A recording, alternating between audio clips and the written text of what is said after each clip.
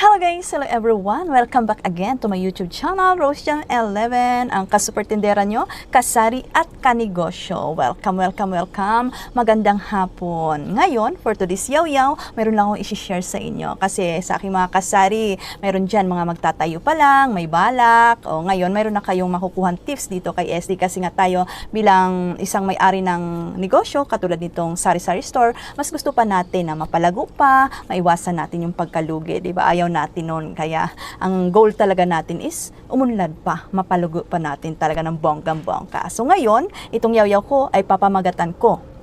Ano ba ang mas maganda, mas madali na paraan para mapalago pa natin ang ating kabuhayan gaya nitong sari-sari store, di ba? Syempre, ang ginagawa natin bilang isang sari-sari store owners, inaayos natin yung pagpapalakad, pagpatakbo ng ating negosyo, lalong-lalo na yung ating cash flow. Ano ba yung cash flow? Syempre, yung labas-pasok na pera dito sa ating tindahan. Kasi dito sa ating tindahan, ano yan, may lumalabas, may pumapasok, di ba? Ngayon, ako i-share ko sa inyo, no? Kasi lahat ng pumapasok na pera, nililista ko dito. Yun ang aking benta sa araw. Nililista ko dito sa aking record book. Pero, ang hindi ko nililista, yung expenses ko sa isang araw, yung lumalabas naman. Pag may deliveries tayo ng mga soft drinks, alak, groceries, hindi ko na yun nalilista. Ang nililista ko lang is yung benta ko. So, hindi ko alam at the end of the day kung yung kita ko pala sa aking tindahan ay kulang pala, hindi sapat dun sa gastos na lumabas. So ngayon, mayroon akong isang mahalagang i-share sa inyo. Kaya keep on watching ka lang dyan ka super, no? Kasi ito ay mahalagang bagay. Ito ay makakatulong dito sa ating tindahan. Syempre gusto natin yan. Sinong may gusto, mapalago ang tindahan natin? Tayong lahat, syempre, di ba? Ngayon, mayroon akong na-discover. Kasi nung last week, may nag-send sa akin sa aking messenger na isang link na makakatulong daw iyon sa aking tindahan. At clinic ko yun at na-discover ko nga ito ay isang mobile app na malaking tulong para sa ating mga negosyante gaya nitong sari-sari store business. At ano ba yung link na yon? Ano ba yung mobile app na yon? Ito ay lista. Lista, ano nga ba ang lista? Ang lista ay isang mobile app na makakatulong sa atin para mag-input ng ating kita, mag-input ng ating gastos dito sa ating tindahan. 'Di ba? Mayroon itong dalawang transaction.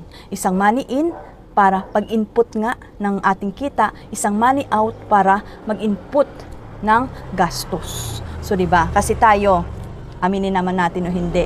'Di ba? Minsan natatamad tayo magsulat ng ating gastos, natatamad natin ilista sa papel, 'di ba? Ngayon, mayroon ng mobile app na makakatulong sa atin para doon natin i-input lahat ng kita at gastos dito sa ating tindahan. Di ba napakadali na? Hindi na natin kailangan ng papel, hindi na natin kailangan magsulat-sulat. Nasa mobile app na. Di ba napakaganda? Kaya nung nabasa ko, inaral ko, ay sabi ko ang ganda. At inumpisan ko na nga siya nung August 1. Ngayon, 10 days na rin kasi August 10 ngayon, nakita ko na nga yung flow. Kung sa isang araw, ang laki pala ng expenses ko. O ngayong araw na to, ay ang laki ng pumasok na pera sa aking tindahan. So doon mo malalaman yung money in, money out sa iyong negosyo. Kaya napakaganda nitong app na ito. Kaya gusto kong i-share sa inyo mga kasari. Kasi ilan-ilan sa atin na maraming ginagawa, hindi na natin naasikaso yung pagsusulat. Minsan, di ba, ngayong panahon na ito ay talagang nasa mobile app na lahat, sa cellphone na. So ngayon, naisip ko, magandang tulong ito sa ating negosyo. Imbis na isulat natin sa papel ang kita at gastos dito sa ating tindahan, ngayon nasa mobile app na madadownload mo ng libre. Di ba? Ang saya. Nakakatuwa lang kasi talagang mula nung August 1, na subaybayan ko yung labas-pasok ng pera ko. Kasi makikita ko talaga, matatrack ko. Kasi nga, ito ang kagandahan dito sa app na ito. Kasi mamomonitor mo talaga. Di ba? So, wag mo lang kakalimutan na i-input lahat ng mga gastos mo at yung kita mo. Di ba? So, ngayon, para mas lalo nyo pang malaman, ipapakita ko sa inyo yung app. Kaya, keep on watching ka lang, super. Ito na mga ka-super, ayan, makikita nyo si ST nagmamaganda. So ito na nga, yung lista, makikita nyo dito sa aking screen, no? Ito yung lista, naka-L, isang mobile app na makakatulong sa pag-monitor ng ating negosyo. So open na natin yung app, madadownload nyo ito sa Play Store at ilalagay ko na lang sa description box. So mayroon tayong dalawang transaction dito, money out at money in. So nakita nyo, Ang gagawin nyo lang, enter nyo lang yung business name nyo. Ito, mayroon tayo dito, daily, weekly, monthly. So, ngayon, nag-start tayo ng August 1. Ayan. Makikita nyo, mayroong money out para sa pag-input ng gastos, yung mga expenses natin sa isang araw. Nakikita nyo yan dito. Ipapakita ko sa inyo. At money in para naman pag-input ng kita. So, nag-start nga ako August 1. Nag-grocery ako sa Pure Gold worth of 15,000. Diba? Tapos bumenta ako nung gabi ng 7,900. So, dahil mas malaki yung aking expense, diba? Kaysa sa sale, negative tayo ng 7,100. And the next day, Augusto naman, ang dami kong expenses din, no? 1-3 soft drinks, ice tube, selecta ice cream, egg delivery, at ang bumenta naman ako ng 8,070. So sa araw ng August 2, mas malaki yung benta ko kaysa sa expenses. Makikita nyo kasi ang green ay yung benta, yung kita natin. Yung red naman ay yung gastos. So ito na gastos ng tindahan ko noong August 2, itong mga naka-red, at yung kita ko naman itong, yung benta ko, yung pumasok na pera ay yung 8,000. So, ano tayo, naka-green tayo, 2,000. Mas malaki yung benta natin kaysa dun sa expenses natin. Okay. The next day, nung August 3, mayroon lang akong isang binayaran na Globe payment, 1,000. Ang benta ko naman, 13,820. So, ibig sabihin, nung araw na yon, malaki yung pumasok na pera sa ating tindahan kesa lumabas. Diba? So, makikita mo, ito yung kagandahan dito, no? Talagang napakaganda nitong mobile app na ito, no? So, next day tayo, dito sa August 4, ang dami kong expenses. 1-8 Gardenia, Red Horse payment, water delivery, Nestle payment, Pampangas Fest, Ice Cube, at saka yung benta ko naman ay naka 10,000 ako, so negative ako. Ibig sabihin, nung araw ng August 4, mas marami ang lumabas na pera kaysa pumasok. Diba? Itong kagandahan, kasi malalaman mo sa araw na ito kung mas malaki ba yung lumabas o pumasok. Diba? Nagigets ba mga ka-super, mga kasari, mga ka-negosyo? So next day tayo, August 5, ganun pa din. Ang laki ng expenses ko kasi bigas, alak, soft drinks, nakita nyo nung August 5, diba? 13,050. O, yung benta ko lang 11,790, so negative tayo. O, fast forward na tayo. Dito na tayo sa, ngayong araw na to ay August 10. Ngayong araw na ito, wala, pula pa lang, nakikita nyo pula kasi expense pa lang. Dumating ang Gardenia ko kanina, nagbayad ako ng 2,380. So, lumabas yan. So, mamaya, gabi, i-input naman natin yung pumasok, yung ating benta. 'Di ba? Ayun, ito na yung total ng weekly natin. Makikita natin yan. Mula August 1 to August 10, ang total expenses ng Rose Jam Store ay 91,033 pesos. Yung total sales naman, 89,460. So, bakit malaki yung expenses ng isang linggo ng Rose Jam Store? Siyempre, yung mga expenses na yan nandun sa mga kinupra natin, nasa paninda pa. Diba? Ang ganda, mga kasari.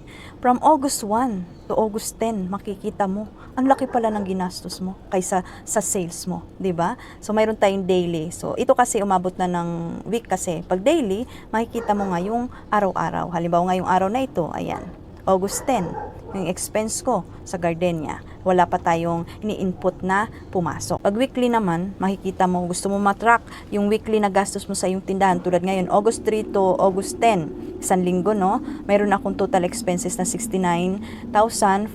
Mayroon ako total sales na 73,490. So, mayroon tayong total profit na 4,449.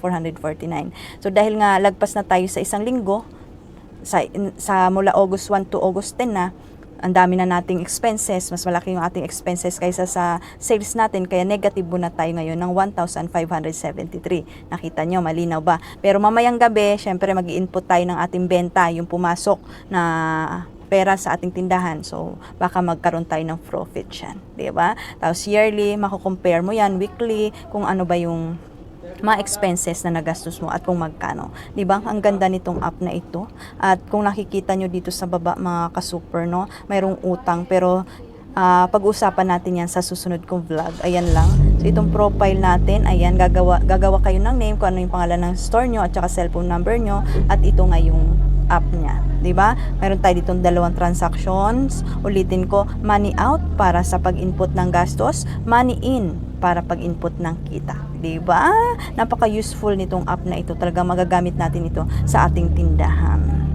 So ayun mga ka-super, nakita nyo na yung kagandahan ng lista, 'di ba? Expenses mo, ilista mo na 'yan. So syempre tatanungin yun, Madam, saan ko 'to pwede i-download? I-search nyo lang sa Google Play, sa Play Store, ang lista. Ayan, lalabas na 'yan, install nyo. At o kaya ilalagay ko na lang sa description box yung link para mas mabilis nyong mapuntahan yung lista. I-download nyo doon. At good news mga kasari, mga kanegosyo, no? Dahil every month mayroon silang paraffle na pwede ka manalo ng 10,000 pesos. Gusto natin yan. At ang kailangan mo lang gawin, mag-register ka. So ilalagay ko na rin sa description box yung link, yung mechanics para mas madali yung sundan. Okay ba yan? Para lahat tayo, di ba, malayin mo, isa kayo manalo ng 10,000 pesos. Pandagdag na rin yun ng puhunan dito sa ating tindahan, no? Basta expenses mo, kita mo, ilista mo na yan, di ba? Ang ganda, ang saya talaga, no? Kasi isang mobile app na makakatulong sa atin. Kasi, di ba, minsan tamad talaga tayo maglista-lista sa papel. So, ngayon nasa mobile app na. Hindi natin makakalimutan na sa araw-araw, di ba? Ang saya pa nito, at the end of the day, at the end of the month, at the end of the year, malalaman natin yung expenses dito sa ating tindahan at yung kita natin, di ba? At ito ay hindi lang pang negosyo. Pwede din to sa ating personal na expenses, di ba? Sa sarili natin, syempre, gumagastos din tayo. Di ba? Sinasahuran natin yung sarili natin. So, yung sahod mo, yun na yung kita mo, tapos yung gastos mo, yung mga ginagastos mo, malalaman mo yung talagang magastos ka at kinukulang ka sa araw-araw mo. Diba? Saya lang, no? Nakakatuwa lang itong mobile app na ito. Kaya nga, nag-e-enjoy na ako mag-input ng mga kita, gastos, benta dito sa aking tindahan. Diba? Ito ay may iwasan natin yung pagkalugi kasi nga, mamomonitor natin, matatrack natin yung cash flow dito sa ating tindahan, labas-pasok na pera, mga kaperahan. Ayan! So, sana may natutunan. Ilalagay ko na lang sa description box, no? Kung nagustuhan yung aking video, i-share nyo sa iyong mga kapwa-kasari, makakilala nyo, kahit kumare, kumpare, kasi pwede nga ito sa personal na expenses natin, di ba? Expenses mo, ilista mo. I-like nyo rin ang kanilang FB page, Lista PH, para ma-update kayo sa kanilang mga bagong promo, mga mechanics, mga dina-download nila, mga tutorial, marami doon para mas maintindahan nyo na maigi. Ayan, di ba? Download sa Google Play ang Lista at i-like ang kanilang FB page, Lista PH. Ayan, at subaybayan si Super Tindera sa mga susunod na video, di ba? Para pa i-update natin to. Syempre, at the end of the month, mag-update tayo kung ano nangyari. Mas malaki ba yung expenses natin o mas malaki yung sales natin, magkano ba yung profit natin, 'di ba? Kasi makikita nga yun doon sa ating lista app, 'di ba? Saya. So, yun na lang muna yung aking share sa inyo ngayong araw na ito, mga ka-super. Dito Super Tindera, kasari, kapwa kasari nyo, kanegosyo na nagsasabing expenses mo, ilista mo, no hate, love lang. Thank you for watching. Bye-bye. Mwah!